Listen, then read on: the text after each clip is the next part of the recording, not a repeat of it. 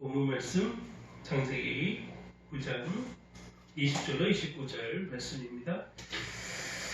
자, 제목 우리 함께 읽어볼까요? 제목 함께 읽어봅시다.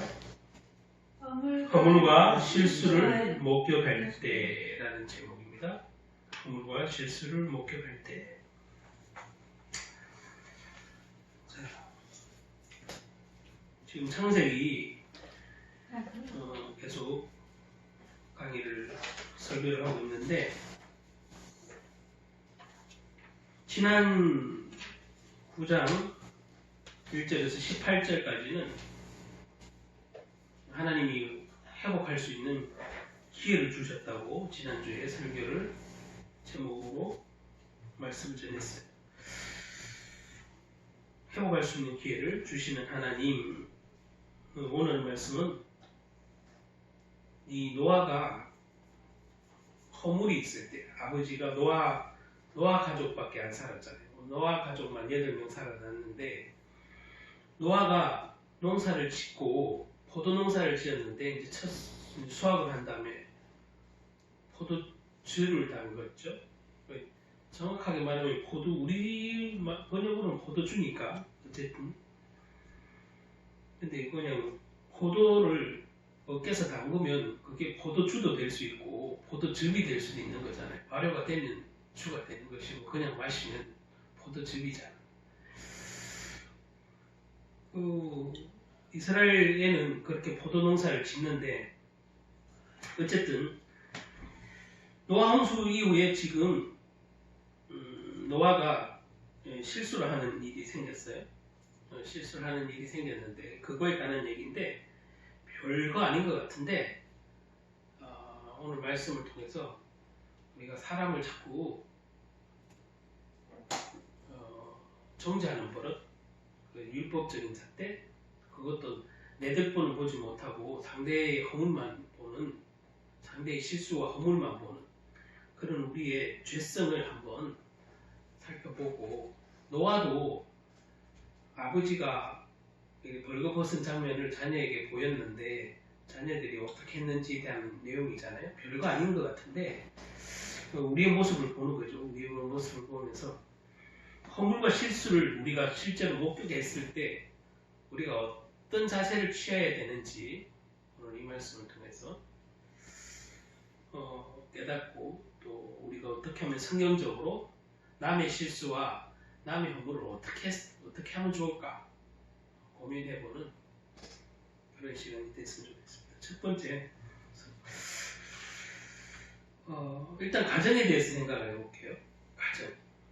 태초에 하나님이 아담과 하와를 창조했다는 것은 하나님이 가정을 허락하신 거죠. 가정.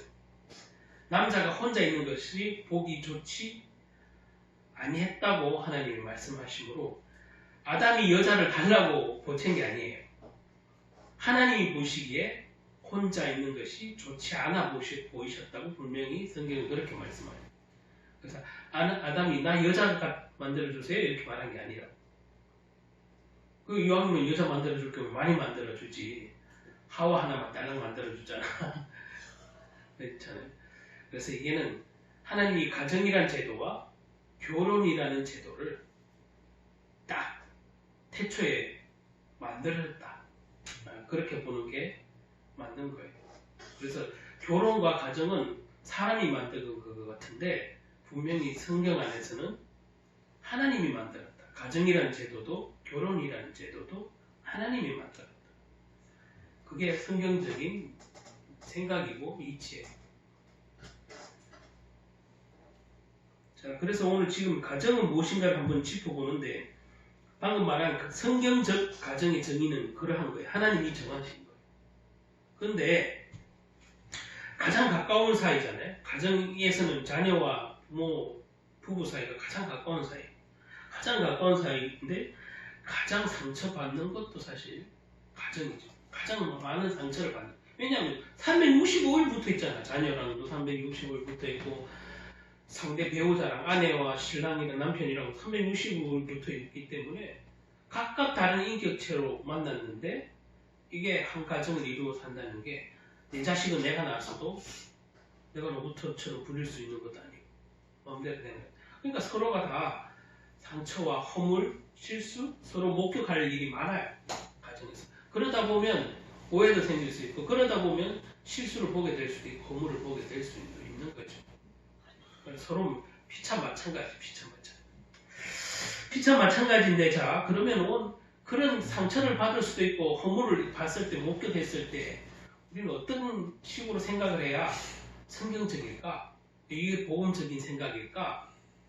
뭐 심리학적으로 아니면 사회 문화적으로 뭐 생각하는 방법은 다양한데 사람의 생각은 말 그대로 다양한데 어떻게 하면 성경에서 말하는 오늘 이 노아의 실수를 보면서 어떻게 자녀들이 대처했는지를 한번 보면서 그러면 우리는 어떻게 해야 복음적이고 성경적일까? 특히 가족 간에 특히 가장 가까운 사람이 그런 면에서 이제 오늘 말씀이 은혜가 있을 줄 믿습니다. 근데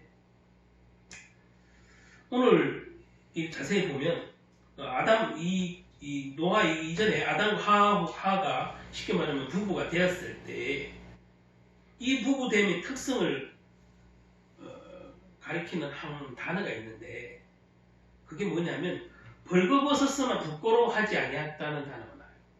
벌거벗었는데 아담과 태초에 아담과 하나는 옷을 입었어요, 안 입었어요? 안 입었잖아요. 안 입어도 될 만큼 사실은 그런 완전한 존재예요. 근데 죄를 짓고 나서 부끄러운 줄 알게 됐어. 그 선악을 알게 하는 나무를 먹고 나서 내가 벗었구나 알게 됐고 그 벗었구나 알게 됐으니까 뭘 가려야 될 거 아니야. 벗었으니까. 가려야 될 거 아니야. 가리기도 전에 사실은 심판을 받는 거지. 하나님한테 하나님과 약속을 먼저 깨버렸으므로 사실은 죽어야 돼요. 뭐 가리는 거 이전에 하나님의 약속을 어겼으므로 뭐요? 심판받아야 될 대상이 죽어야 돼요. 정령 죽으리라 했으니까. 선악과를 먹으면 정령 죽으리라 했는데 즉시 죽여야 돼요. 사실은 하나님. 아담과 하를 즉시 죽였어요. 맞다. 근데 아담과 하를 내쫓으셨는데 뭐요? 가죽 옷을 해입히고 내쫓으셨다고 표현해놨어요. 이게 이제 거기에서 여기 창세기에서의 가죽 옷은 예수 그리스도를 얘기하는 거예요. 왜냐하면 가죽은 짐승의 피를 반드시 봐야만 얻을 수 있는 거잖아요. 가죽. 동물을 죽여야만 얻을 수 있는 게 가죽이잖아요. 그래서 이 가죽 옷을 하나님이 해 입혔다는 이 범죄한 인간에게 하나님이 즉시 묻지도 않고 따지지도 않고 즉시 아담 하와에게 뭐요? 가죽 옷을 해 입혔다는 사실은 이것은 죽어야 될 네 목숨을 대신해서 뭐가 죽는다고? 짐승이 죽는다. 그 짐승을 죽는 예표로 가죽 옷을 해 입혔다고 하는 게 정통의 신학적인 해석이고 그게 합당해요. 곧 그 이스라엘 백성으로 봤을 때는 그 가죽 가장 가깝게 있던 가축이 뭐예요? 양이잖아요. 양이에요. 그래서 양이 등장하는 거예요. 그래서 그 대표적인 이제 양을 이제 표상한다. 예수님을 표상한다. 이렇게 얘기할 수 있는데 자 어쨌든 그걸 설명하려고 하는 건 아닌데 부끄러워하지 아니했다라고 하나. 그러면 부끄러워하지 아니했다는 말은 문자적으로는 육체적으로 벌거벗은 모습을 말하는데 벌거벗었는데 부끄러워하지 아니했다. 태초에 죄를 짓기 전에 말이에요. 부끄러워하지 아니했다라고 보면 이것은 어떤 면에서 보면은 상대방의 허물이잖아요. 근데 허물이 허물로 보였어요? 안 보였어요? 안 보였어요. 왜? 선악을 알게 하는 나무를 먹기 전까지는 인간이 죄를 짓기 전까지는 하나님의 약속을 깨기 전까지는 어기기 전까지는 이게 부끄러운 일도 아니고 가려야 될 일도 아니고 그렇기 때문에 서로 부끄러워하지 않는 거예요. 옷 벗은 게. 벗음을 누가 알려주는가? 누가 알려줬어요? 선악과를 알게 먹음으로 인해서 벗음을 알게 됐다니까. 선악과를. 그래서 벌거벗었으나 부끄러워하지 않았다는 것은 이게 아담하고 부부고 가족이잖아요. 가족 구성으로서 실수와 허물을 실제는 존재했으나 벗어는 게 허물인데 실수라고 말할 수는 없지만 태초에는 벗었으므로 그게 부끄러워할 일이 아니었는데 부끄러운 것은 어쨌든 실제는 부끄러움이 존재했는데 그게 허물로 여겨지지 않고 부끄럽다고 여겨지지 않을 만큼 사실 남자 여자는 원래 태초부터 서로 허물을 덮어주는 그게 부끄러운지도 모르는 완전한 상태였다 이 말이에요. 이 죄가 들어가기 전에는 그랬다 이 말이에요. 죄가 들어가기 전. 인간에게 죄가 들어가기 전에는 그랬다. 세상에 다른 사람들 보기에는 여러 실수가 있고 허물들이 가정 안에 사실 많아요. 뭐 예수 믿어도 있고 그렇고 예수 안 믿어도 가정 안에 허물 실수 많아요. 가족끼리도. 그래도 이 태초로 보면 그러니까 죄를 짓기 인간으로 모습으로 보면 아담과 하와처럼 만약에 우리 가족 중에 누가 실수를 하고 허물이 있더라도 그걸 발견했을 때 그걸 손가락질을 하고 욕을 하고 비난을 하거나 이러지 않았을 거예요. 만약에 죄를 짓기 전까지의 모습이라면 아마 지금의 우리의 모습이. 근데 이 선악과 아담과 하와가 먹은 이 선악과 때문에 모든 인류는 자꾸 남을 판단하게 된 거예요. 내 모습보다 자꾸 남을 판단하게 된 거예요. 이게 이제 태초에 인간의 죄로운 문제다 이 말이에요. 남의 허물을 자꾸 지적하고 내 모습보다는 상대를 지적하는 그 허물을 용서하지 않는 실수를 목격했을 때 덮어주지 못하고 부끄러워하지 않아야 할 정도로 아무렇지 않은 사이로 지낼 수 없는 거지. 그러니까 뭔가 헐뜯어야 돼 상대를. 뭔가 비난해야 돼. 그러니까 여호와 하나님이 아담에게 네가 어찌하여 이것을 먹었느냐 했을 때 뭐라고 했어요? 당신이 만든 여자가 하와가 나한테 줬으므로 내가 먹었나이다 하는 거예요. 뭐예요? 제일 먼저 한 게 뭐예요? 회개가 아니고 핑계. 뭐예요? 상대방을 정죄하면서. 그리고 심지어 하나님을 정죄하면서. 왜요? 당신이 만든 여자가 당신이 만든 여자. 내가 만들어달라 한 게 아니잖아. 당신이 만들었잖아. 그 얘기거든. 결국은 그 모든 원인을 하나님께 지난번에도 설교 제가 2장 할 때도 말씀드렸는데 그것조차도 당신이 여자를 만들어서 그렇잖아. 하나님 당신이 만들어서 그런 거니까 내가 이 죄를 지은 건 사실을 안 보면 그 여자 때문인데 그 여자를 누가 만들어서? 당신이 만들었어. 그 책임은 당신이 져야 해. 이게 사람이 감히 창조주 하나님께 되어들 수 없는 내용인데 죄를 지니까 그렇게 되어드는 거예요. 사실. 그것뿐만 아니라 가장 자기를 위해서 만들어진 여자라는 이 피조물을 내 뼈 중에 뼈고 내 살 중에 살이라 그래놓고는 이제 와서 뭐라고요? 당신이 만든 여자 때문에 이렇게 됐다고 말한다. 그렇잖아. 좋을 때는 뭐예요? 내 뼈 중에 뼈고 살 중에 살이라 했거든. 부부 사이도 그렇잖아. 지금도. 좋을 때야 엄청 좋지. 근데 점 하나만 찍으면 남이라고. 어? 그런 거예요, 인간이. 세상에서 유일하게 나의 발가벗은 모습을 볼 수 있는 것이 사실 부부 사이고 또 가족 사이일 수도 있어. 어릴 때야 어릴 때 다 엄마 아빠가 애기들 시키잖아. 자녀들 다 시키고 자잖아. 우리 지훈이 동호도 내가 다 시키고 사무가 딱 시키고 했지. 누가 했어? 스스로 했어? 아니잖아. 그럼 발가벗은 것을 사실 다 보고 살아요. 뭐 그게 씻기든지 어쨌든 간에. 내 말은 그게 죄가 있기 전에는 부끄러운 일이 전혀 아니었다는 사실에 이제 주목하는 거예요. 왜냐하면 그런데 인간이 타락 이후에 아까도 다시 해서 반복하지만 하나님의 약속을 어긴 그 타락 사건 이후에 창세기 그 3장 사건 이후에 가정 안에서 들어오게 된 것이에요. 뭐요? 허물과 실수를 덮어두지 못하고 사랑으로 넘기지 못하고 지적하거든. 오늘 여기에도 노아가 아버지인데 이 자녀들이 아버지가 술에 취해서 포도주에 취해서 밑에 홀딱 뽑고 있는데 그 자녀들이 발견됐단 말이에요. 근데 이 자녀들이 지금 했는 모습을 오늘 그려놨다고 이 성경에서. 자, 성경에서 가장 사랑하는 가족의 흠을 부끄러운 것이 아니라고 말하지만 그건 참조되고, 자, 타락한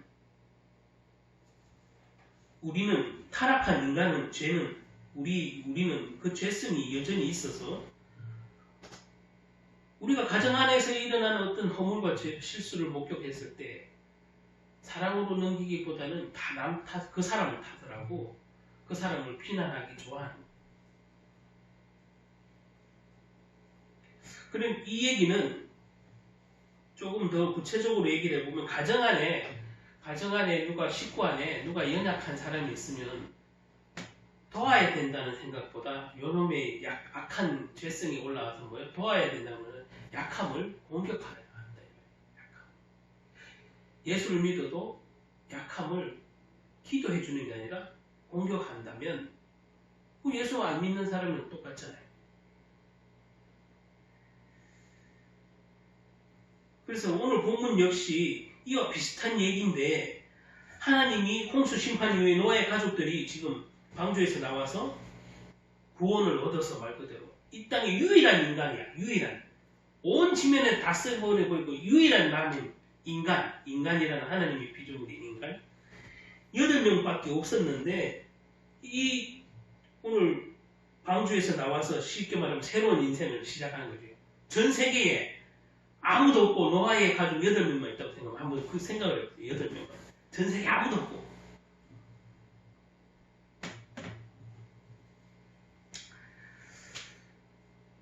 자, 이 사람들이 이웃이 있어요? 없어요? 이웃조차 없는 거잖아. 가족이니까. 가족의 지금 허물을 본 거예요. 아버지의 허물을 본 거예요. 지금 벗게 된 모습을 봤잖아요.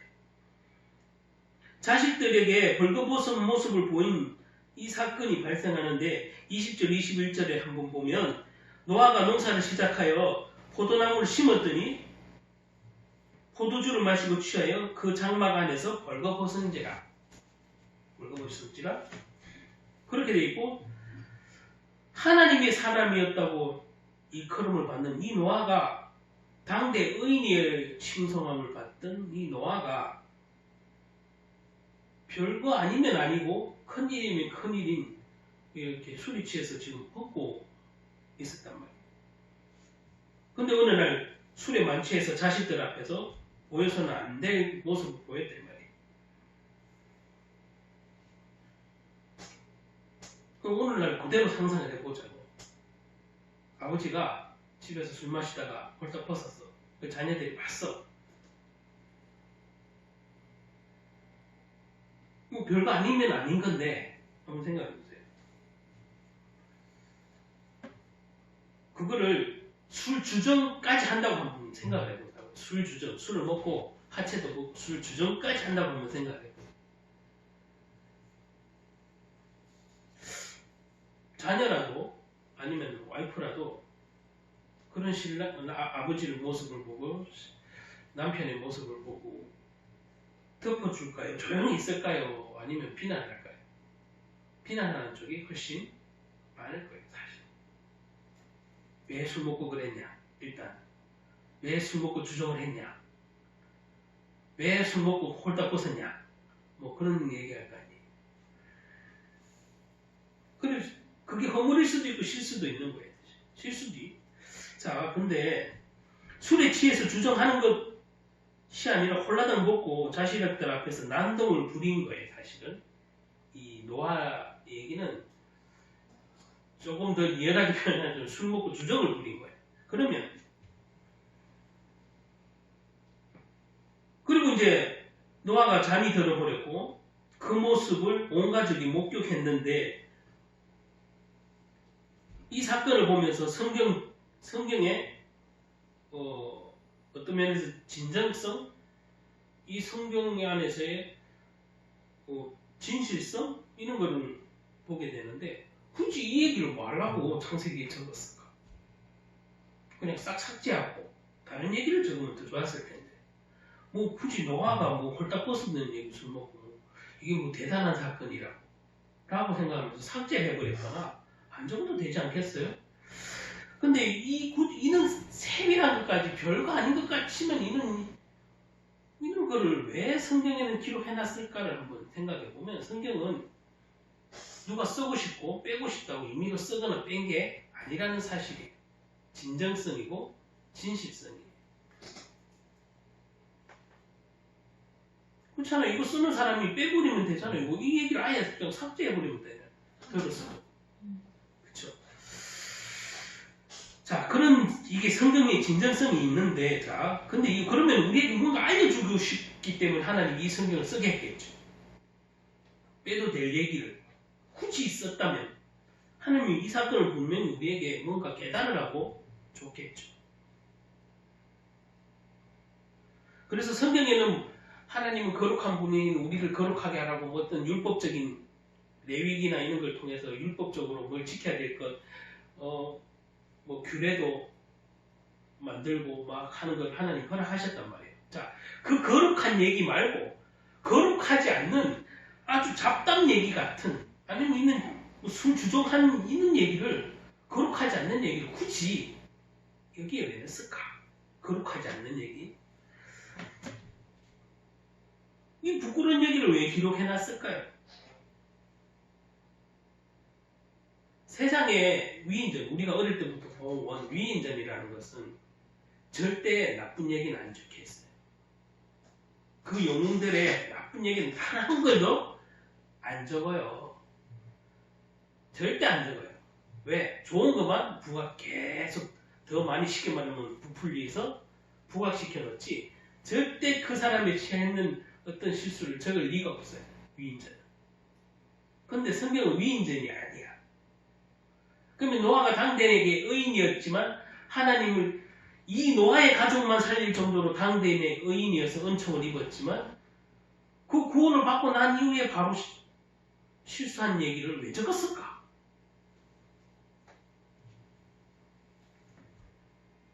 여러분 이걸 이렇게 생각해보세요. 자, 구원받고 난 이후에 노아의 방주에서 나온 노아 얘기인데 그러면 지금 우리를 빗대어 보면 교회를 다녀도 허물과 실수가 있을 수 있다 없다? 있다. 그 모습이에요.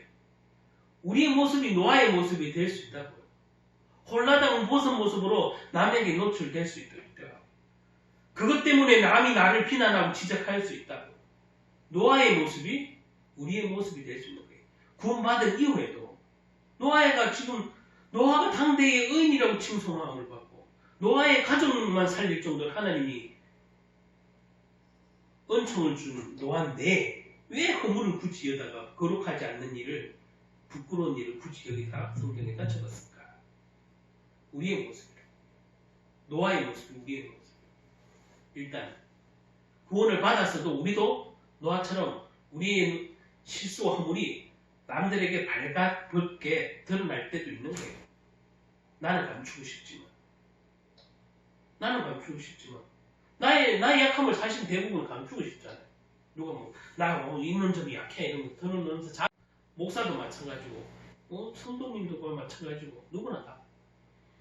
그런데 그걸 잘 싸매고 있어도 언젠가는 내가 홀딱 내 모습을 보여줄 날이 올지도 몰라요. 그것 때문에 그걸 가지고 누가 나를 공격하고 비난하고 내 허물과 실수를 봤을 때 나를 사랑으로 덮어줄 사람이 있는 반면에 나를 공격하고 내가 만약에 큰 실수가 있다. 그러면 그걸 고발하거나 그렇죠? 나를 고발하거나 그럴 수 있을 거예요.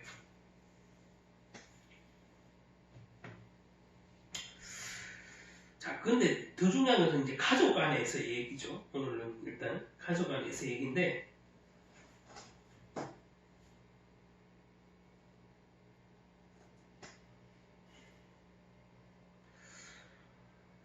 거꾸로 우리가 되게 존경하는 사람이 있어. 되게 존경하는 목사님이 있거나 그렇죠? 그럴 수도 있잖아요. 근데 내가 되게 존경하는 분이나 되게 존경하는 어떤 목사님이 한 실수를 봤어. 허물을 봤어. 그러면 일단 실망스럽고 또 그 부끄럽고 이걸 말해줘야 하나 말아야 하나 생각도 하고 아니면 좀 심각한 문제는 저 사람을 내가 정말 창피를 줘버릴까? 그런 생각도 들고 뭐 다양한 생각이 들겠죠. 내가 신뢰한 만큼 사실은 신뢰가 무너지면 상대를 공격하고 싶거든. 덮어주는 거거든. 그래서 여러 이야기가 있을 수 있어요. 오늘 얘기를 보면. 근데 자 어떤 허물이 있는데 이거를 폭로하는 의도를 우리는 주목해야 돼. 덮어두는 게 무조건 다 좋은 건 아니야. 그건 저도 인정해요. 허물과 실수가 오히려 드러내서 함께 기도하고 함께 변화되길 바라면서 그렇게 사랑으로 드러내는 것. 그 사랑으로 드러낸다는 것은 신앙 안에서는 권면이 될 수도 있고 신앙 안에서는 회개가 될 수도 있고 그런 건데 되게 회개도 권면도 사실 받아들이지 않는 성도도 꽤 많잖아요. 그러면 자 어쨌든 그 허물과 실수를 목격했을 때 우리는 폭로하고 싶잖아요. 나만 아는 게 아니라 누구에게 까발리고 싶잖아요. 쉽게 말하면 폭로하고 싶을 때. 근데 내가 그 폭로한 내 자신이 그걸 폭로하고 싶은 내 자신의 의도를 봐야 돼. 내 자신. 성경에 보면은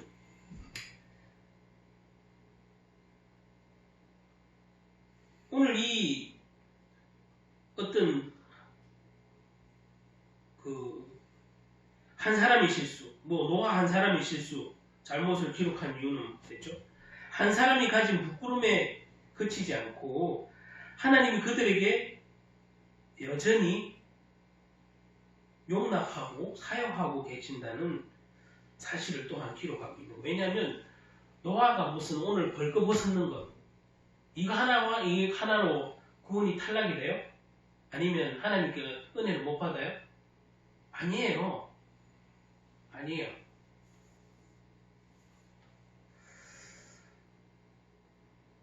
사람은 상대방의 실수를 허물을 공격할 수도 있지만 하나님은 허물과 실수를 있어도 여전히 사랑하시고 여전히 용서하시고 여전히 쓰신다는 사실이에요.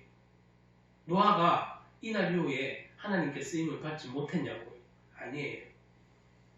자, 여러분이 예수 믿고 나서도 실수할 수 있고 허물이 있을 수 있어요. 그래서 너는 예수 믿는 사람이 어떻게 그래? 이렇게 했을 때 나는 잘 하고 싶었지만 나의 약점이 드러나서 남에게 공격받는다고 할 때 나는 내 딴에는 다 잘해보려고 했는데 그 허물이 남은 나에게 공격하는 수단이 되잖아. 자, 특별히 오늘 가족의 실수를 목격했을 때 내가 사랑하는 부모님 아니면 내가 사랑하는 자녀 내가 사랑하는 배우자에게 어느 날 말할 수 없는 부끄러움이 드러났어. 또 아니면 목격을 했어. 우리는 어떤 반응을 보여야 옳은지 아까 서론에도 말한 것처럼 오늘 본문에서 이 문제를 어떻게 우리가 교훈 삼아서 어떻게 이해해야 될지 한번 보겠습니다. 노아가 술에 취해서 방금 벌거벗어서 자식들에게 노출하는 사건이 일어났는데 이 자식들이 보여주는 반응은 두 가지 반응인데 하나들은 부정적인 반응이고 하나들은 그 부끄러운 모습을 봄에도 불구하고 긍정적인 반응을 보였어요. 자, 우선 부정적인 반응을 보인 한 아들을 한번 보죠. 그 부정적인 반응을 보인 아들 이름이 함이에요. 함. 자, 함에 대해서 살펴보겠습니다. 22절 한번 보시죠. 자막을 띄워봐. 22절.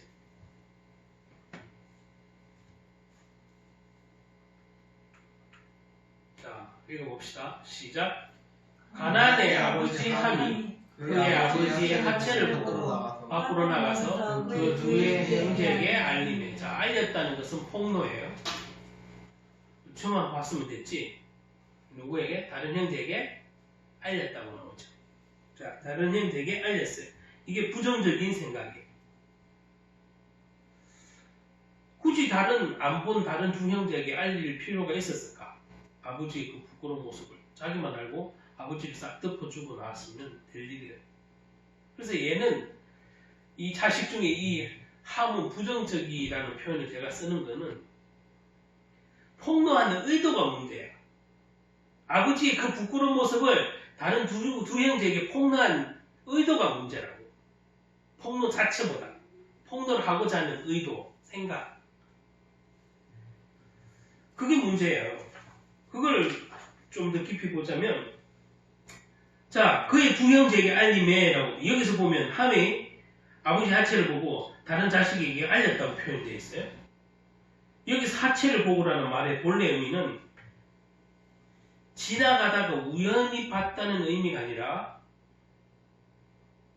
흥미있게 계속 주목해서 봤다고, 그 히브리 원어로 보면 그런 거예요.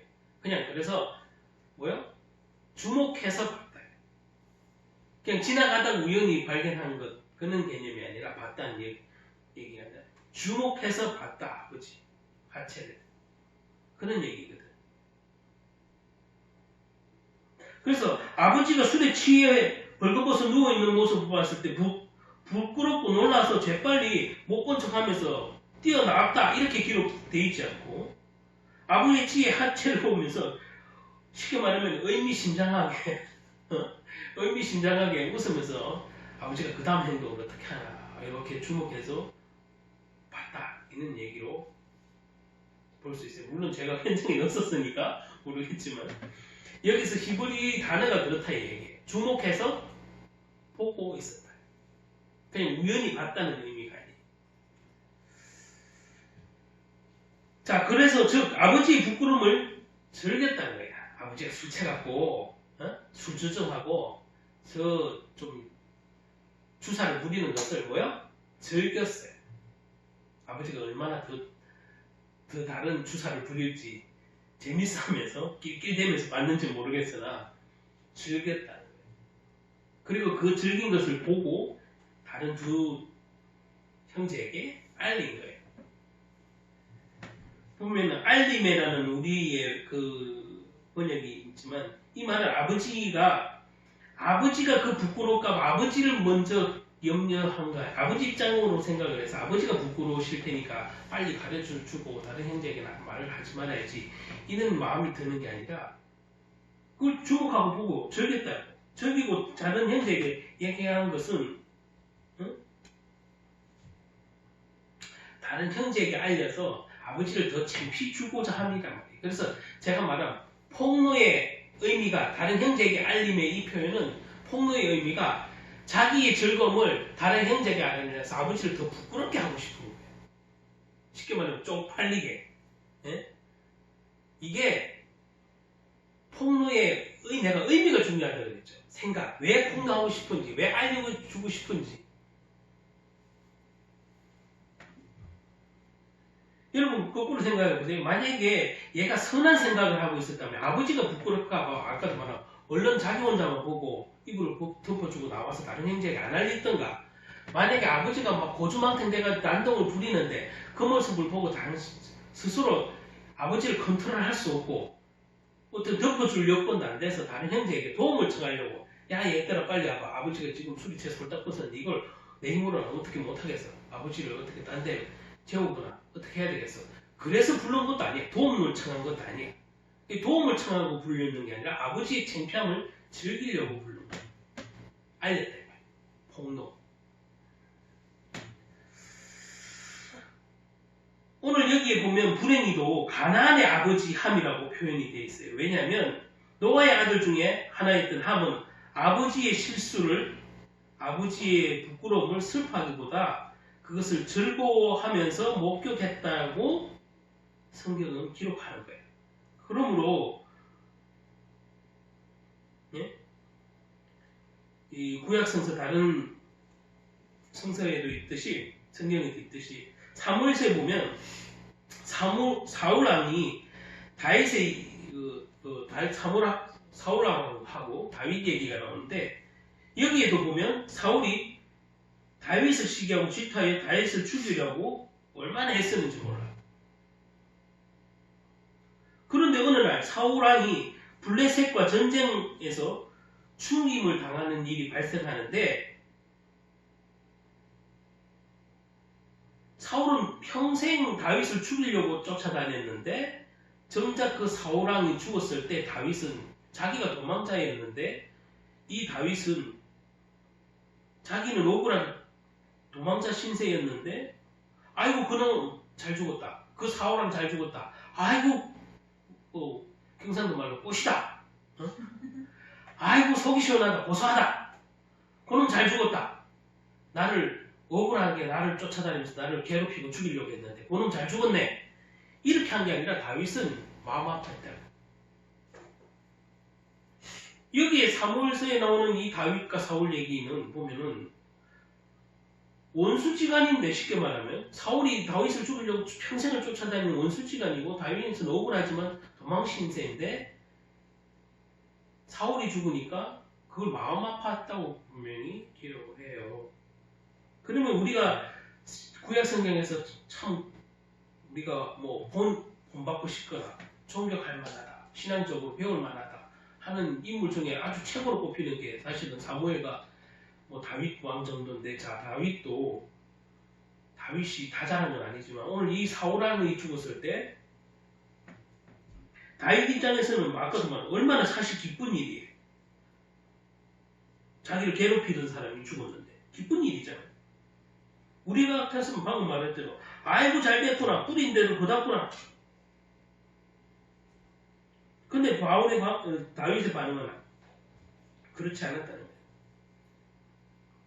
다윗은 사울의 죽음의 소식을 듣자마자 자기 옷을 찢고 대성통곡했다고 해요.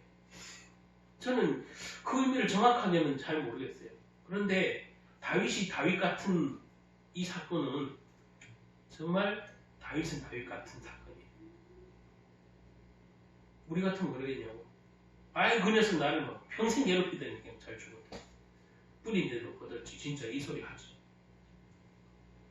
비록 자신을 괴롭히했던 사람이지만 여전히 한 나라를 이스라엘을 다스리는 왕이었고 통치하는 왕이었고 그 왕이 죽은 거에 대한 슬픔? 안타까움? 뭐 그 정도 수준일까요? 저는 그 정도 이상인 것 같아요. 자기 옷을 찢고 통곡했다고 할 때.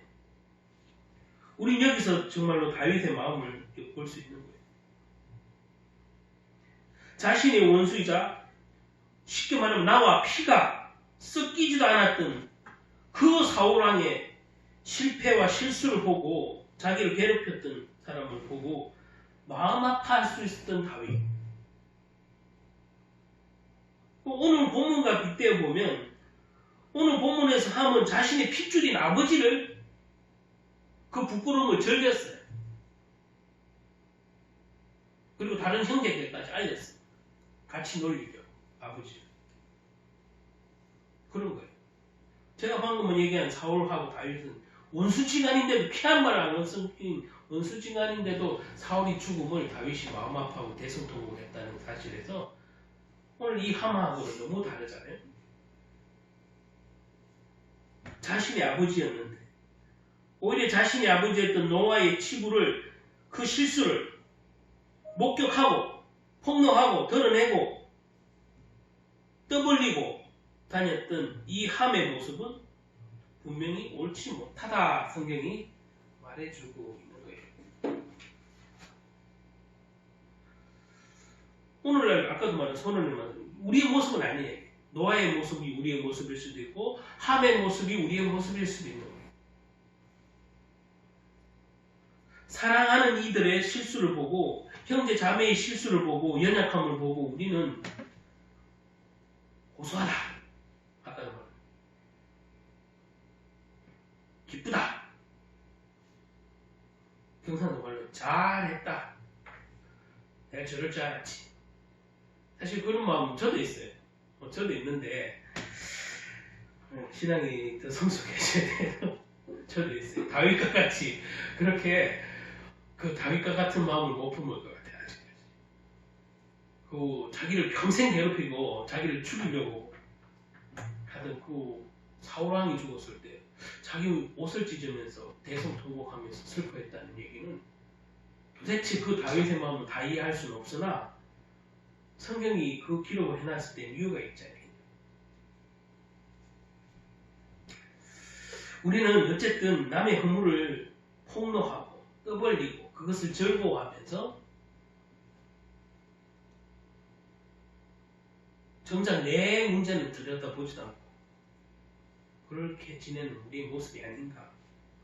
그래서 우리 자신을 살펴봐야 할 것입니다. 그러나 다행히도 함을 제외한 두 아들은 아버지 실수와 허물을 즐거워하지 않았어요. 자, 그래서 긍정적인 이 두 형제에 관한 얘기는 23절에 한번 보세요.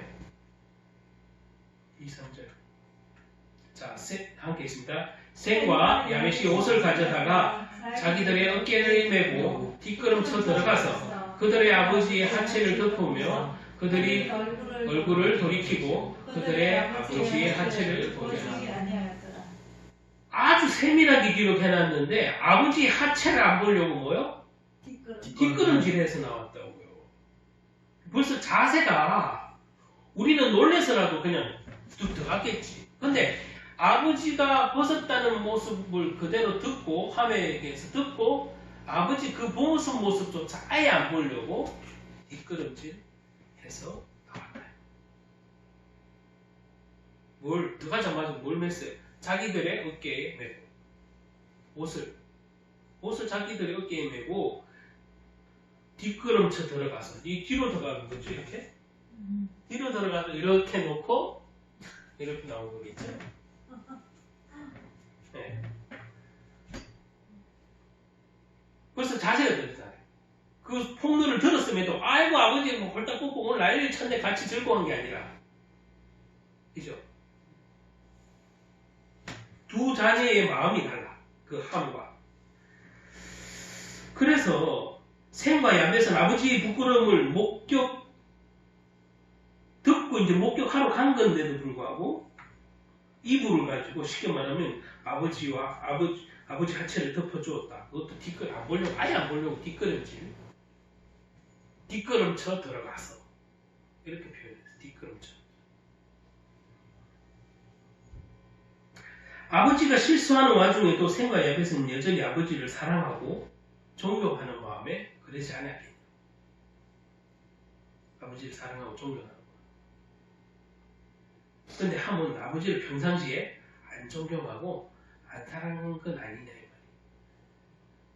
아버지의 그 허물과 실수를 즐거워했잖아.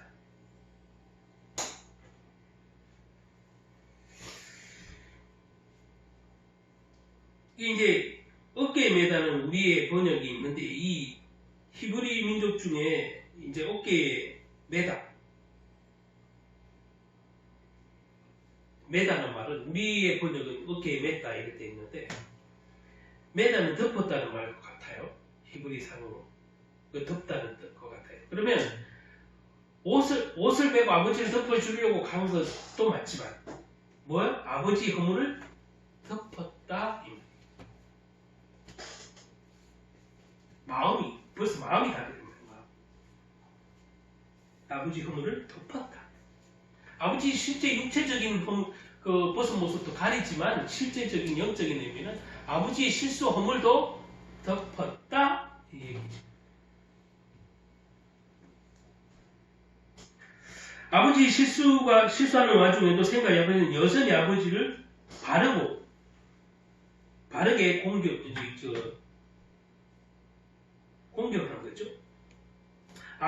우리가 주목해 볼 일은 아까도 말한 어깨에 메었다. 이건 덮었다는 말이에요. 이 얘기는 섬기는 태도다 이 말이에요. 아버지 실수하는 모습을 본 야벳은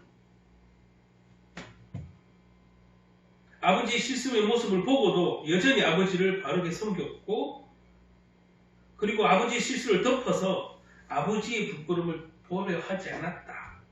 아버지의 수치를 보고도 즐거워했던 함의 모습과는 두 형제의 모습은 셈과 야벳은 달랐다. 그래서 그 아버지의 부끄러움을 덮고자 했어요. 그러면 그건 왜 그랬을까? 아버지를 평상시에 존경하지 않았을까? 아버지를 사랑했기 때문이에요. 딱 한마디로 얘기를 하면 존경 이전에 아버지를 사랑하니까 그렇게 할 수 있는. 베드로전서 4장 9절에 보면 사랑은 허다한 죄를 덮느니라 표현이 있어요. 신약 성경에 사랑은 허다한 죄를 덮느니라. 진정 자식을 사랑한다면 자식의 허물을 다 덮어주는 게 사실 부모예요. 그러면 자식도 거꾸로 부모님의 허물을 보더라도 덮어줄 수 있어야 진짜 사랑이에요. 아니에요. 까발려야 돼요.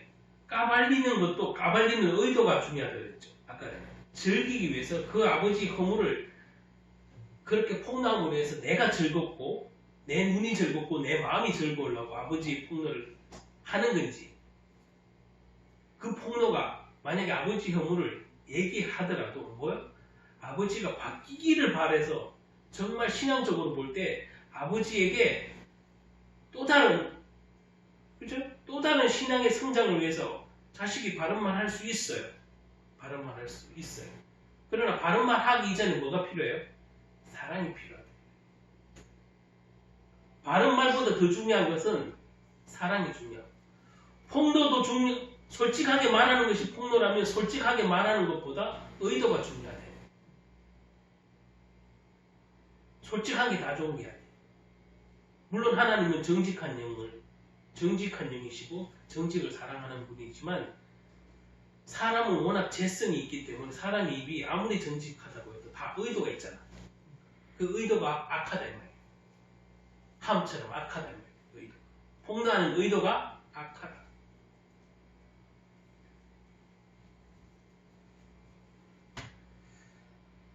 그래서 신약성경이 베드로전서 4장 8절에 있는 것은 사랑은 허다한 죄를 덮는 이 얘기야말로 우리가 배워야 돼.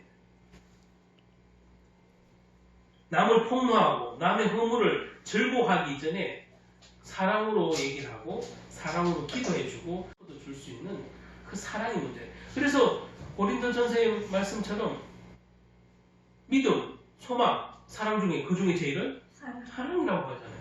네가 산을 옮길 만한 믿음이 있어도 네게 사랑이 없으면 아무것도 아니라고 그랬어요. 베드로 사도 바울이 그 많은 일을 하면서도 그 자기에게 경험으로 온 그 얘기를 한마디로 표현했을 때 교회에 항상 있어야 될 것이 믿음, 소망, 사랑인데, 교회에 항상 있어야 될 것, 믿음, 소망, 사랑인데, 그 믿음, 소망, 사랑에 중 굳이 하나를 뽑겠다면 사랑이라고 얘기합니다. 교회라는 공동체는 뭐요?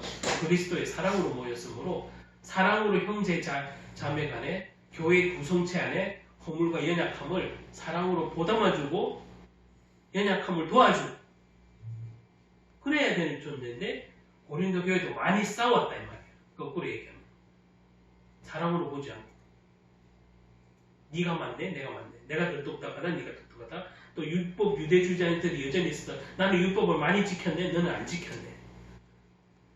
이러니까 교회가 뭐가 사랑이 있겠냐고.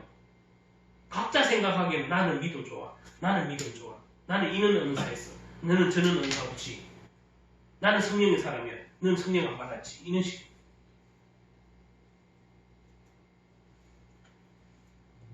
근데 이게 오늘날의 교회도 고린도 교회처럼 사실 그래요. 은사 많이 받은 사람 안 받은 사람 막 폄하하고 마음대로 말하고 자기가 그건 정죄라고 생각도 안 해. 또 많이 신학적인 지식이 있는 사람은 전혀 신학적인 지식이 없는 사람은 무시하겠다는 거예요. 각자 단계가 있고 쓰는 이유가 있는 거예요. 하나님. 그래서 하나님의 집에는 금그릇과 은그릇과 질그릇이 있다고 얘기해. 사도 바울이 비유를 들어서 말하고.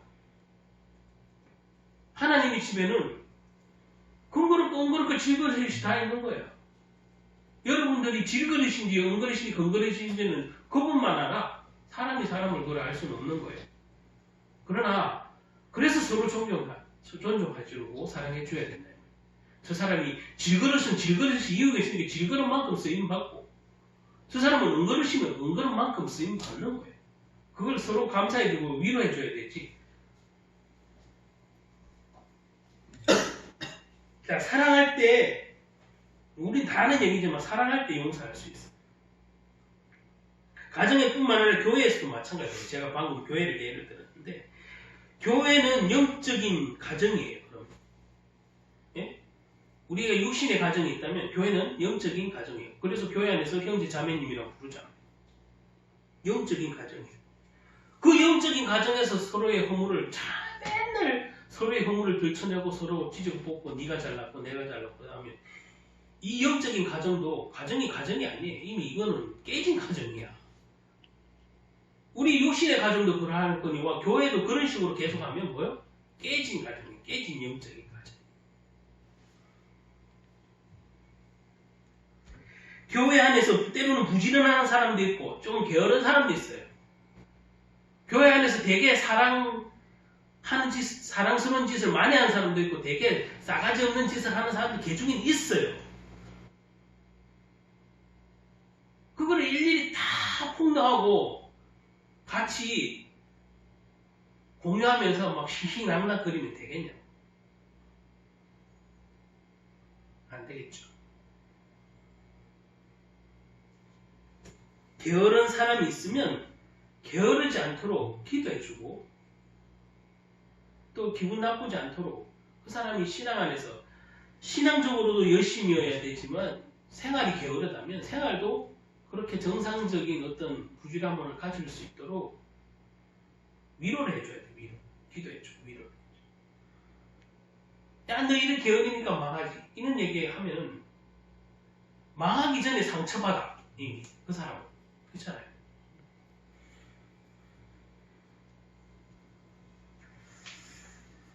근데 진정으로 사랑하면 사실은 덮어주면서 그 사람을 개선시키는 거예요. 뭐요? 신앙, 교회라는 것은 특히 그렇잖아요. 떠벌려서 그 사람을 바꾸실 수는 없어요. 사실. 막 그 사람을 위해서 그 사람의 허물을 막 다 떨쳐내고 떠벌려서 뭐 그 사람 바꿔주던가요? 기도하고 덮어주는 사랑이야말로 용서해주는 마음이야말로 그 사람을 진짜 회개시키고 바꿀 수 있어요. 주님이 우리를 사랑했으므로 그 사랑을 깨달으니까 우리도 조금씩 바뀌는 거 아니에요. 그렇죠? 주님이 사랑을 먼저 받아보니 주님이 우리가 했는 대로 벌 주면 우리는 수도 없이 벌 받았어요. 지옥 가기 전에 이 땅에서 수도 없는 벌을 받은 거예요.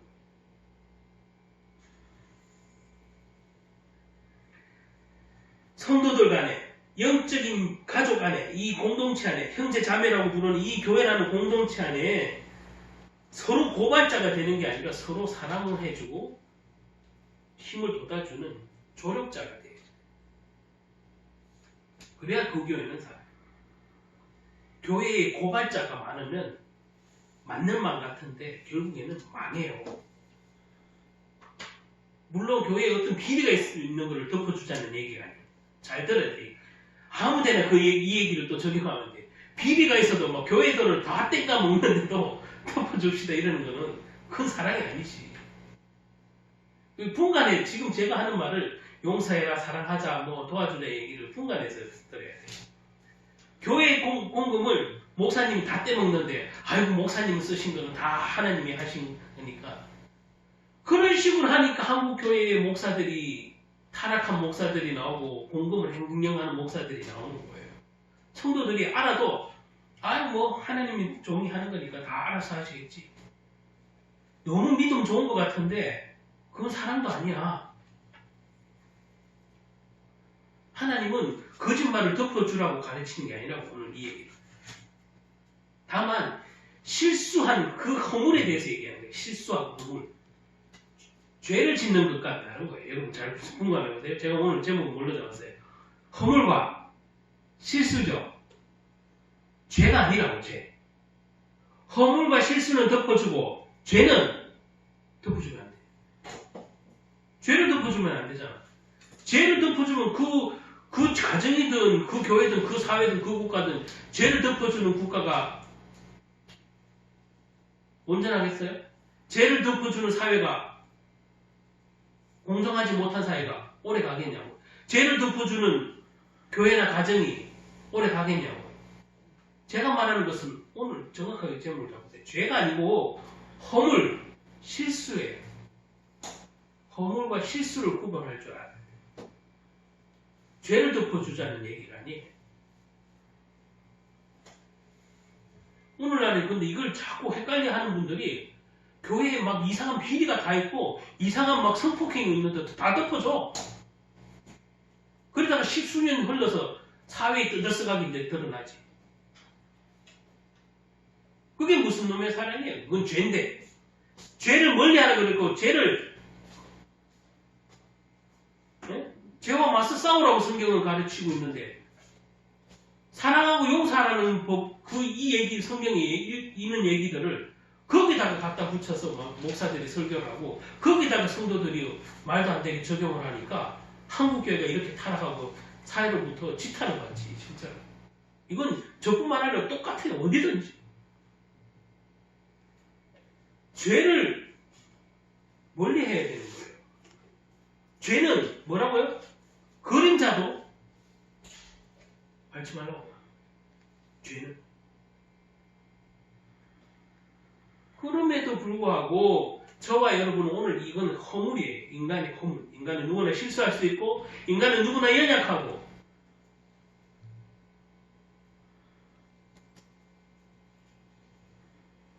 죄도 연약함 가운데 있는 건 뭐 일부가 있죠.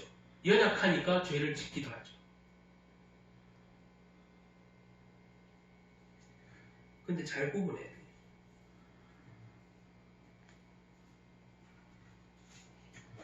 하나님의 용서, 이 예수님의 용서를 아주 악의적으로 이용하는 것은 사랑이 필요한 게 아니야. 그거는 뭐요? 하나님의 심판이 기다리고 있는 거지. 자, 어쨌든 우리가 교회 안에 누구에게 상처를 줄 수도 있고 받을 수도 있고 나의 연약함도 있고 상대방의 연약함도 있을 수 있는 거예요. 오늘날 교회나 가정 안에, 사회 안에 얼마나 사실은 함과 같은 사람이 많겠냐고. 사랑하는 가족 안에 상처를 들춰내고 주님의 그 십자가 앞에서 피 흘려 죽으신 그 사랑을 받았다는 하는 성도들이 모두 고발하고 모두 그 허물을 들춰내서 즐기고 떠들면은 그게 무슨 주님의 사랑을 받은 사람들이라 가히 말하겠냐. 은근히 기뻐하고 은근히 불신하고 그러는 거잖아요.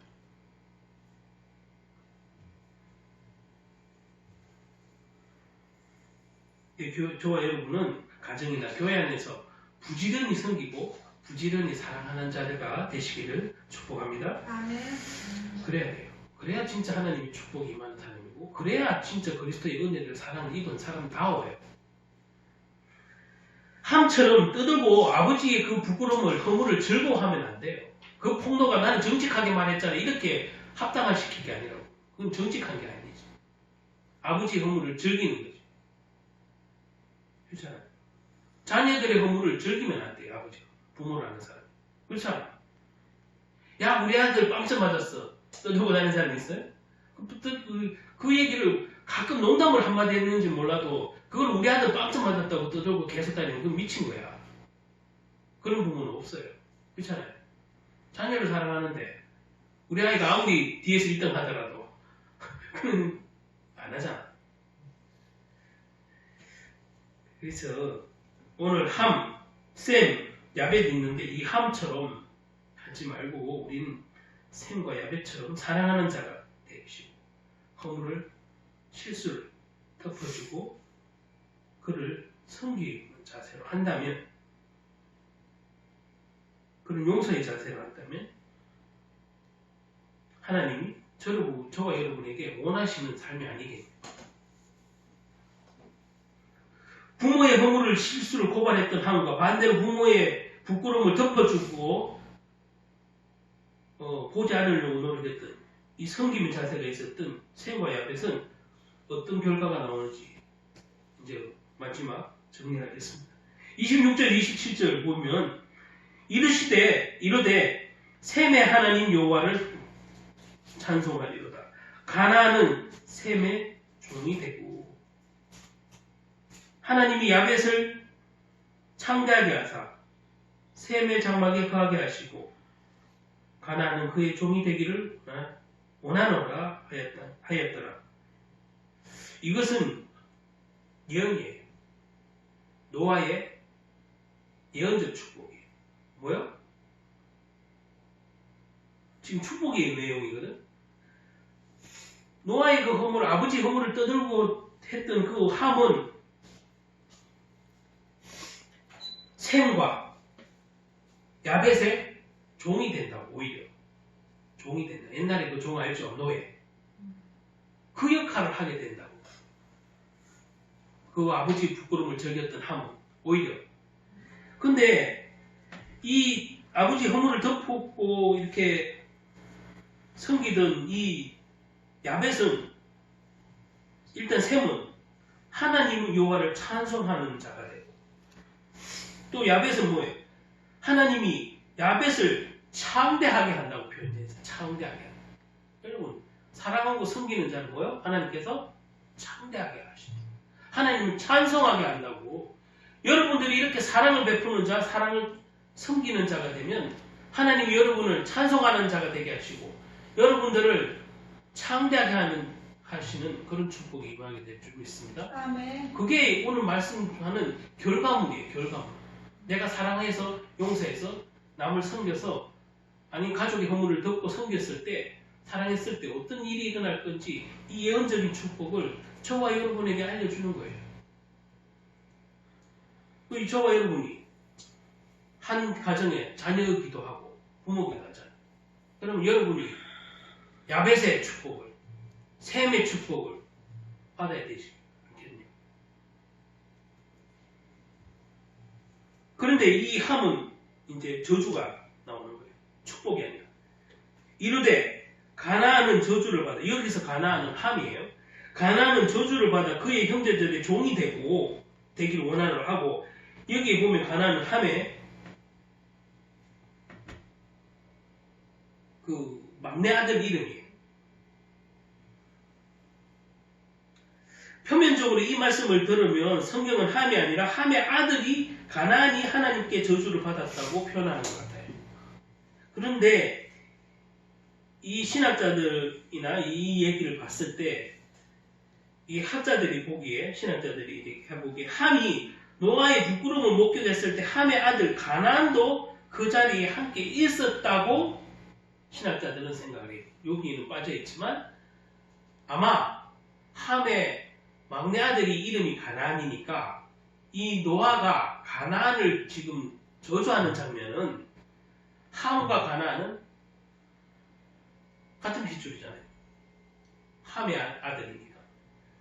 그래서 가나안으로 표시되는 이 부분은 가나안이 종이 될 것이라는 표현하는 것은 아마 이 아들도 같이 있었지 않았는지 신학자들은 그렇게 좀 더 크게 보는 거예요.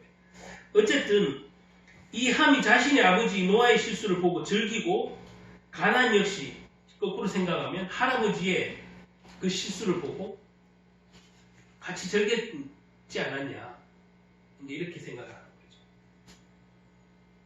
그래서 여기에 가나안은 종이 되고 라는 표현을 했어요. 함이 종이 되고 이런 표현이면 더 맞는데 사실은 가나안은 종이 되고라고 표현이 되어 있단 말이에요.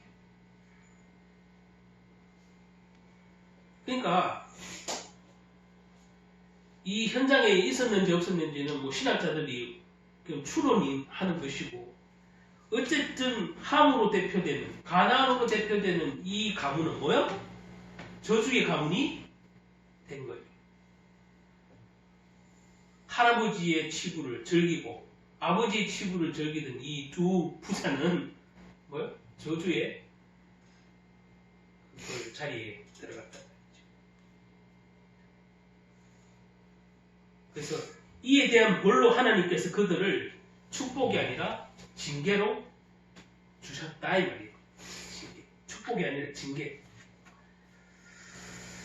노아가 소리치에서 자신들을 부끄러움을 모습을 보인 것도 물론 잘못이지만 그러나 진짜 오늘 여기서 말하고자 하는 것은 그 자신의 아버지, 함으로 봤을 때 자신의 아버지 아니면 가나안이 거기 현장에 있었다면 할아버지의 치부를 보고 절복하고 또 폭로하고 정죄하고 이렇게 하는 것은 가정의 질서를 무너뜨리는 것뿐만 아니라 아버지를 사랑하지 않고 섬기지 않는 자세다.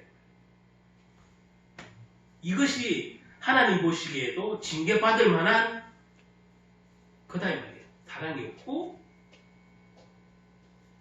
섬김이 없는, 배려가 없는 이 자녀들의 행동은 하나님 징계할 만한 일이었다. 그래서 가나안은 종이 되고라는 저주가 있는 거죠. 나중에 성경에 보면 이스라엘 백성이 가나안 땅에 들어갈 때에 많은 가나안 주민들이 죽거나 혹은 이스라엘 백성의 종으로 사는 게 바로 이것 때문이에요. 여러분, 이게 수백 년이 흘러서 가나안 땅에 애굽에서 나와서 가나안 가라 그랬잖아요.